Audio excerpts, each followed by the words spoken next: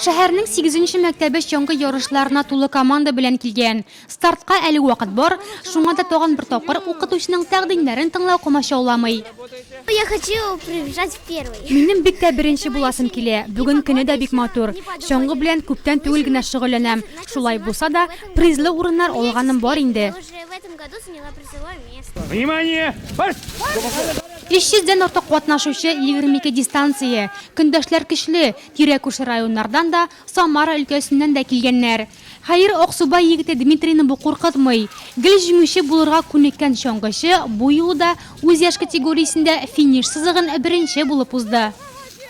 Я всегда занимаю первые места. Мин һәр вакыт чоңгыда шуам, шуңа да гел беренче киләм. Җәй көннәрендә асфальтта, роликлы тимер аякта йөрим, яисә йөгерәм, спортны бик яратам.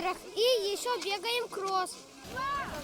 Дмитрийдан аермалы буларак Епифановлар спорт ветераннары. Ирле хатынлы гаилә чоңгы ярышларының даими кунагы. Чоңгы юлын яшь чагыннан ук яраткан гаилә башлыгы күптән түгел бу спорт төренә тормыш иптәшендә тарткан. Свою жизнь занимался спортом, начиная Мәктәптә беренче сыйныфта укыганда спорт белән шөгыльләнә башлаган идем. Бүгенге көнгә кадәр аны ташламадым. А жена когда на пенсии? Ә мин аның тормыш иптәше пенсиягә чыккач кына чоңгы шуа башладым.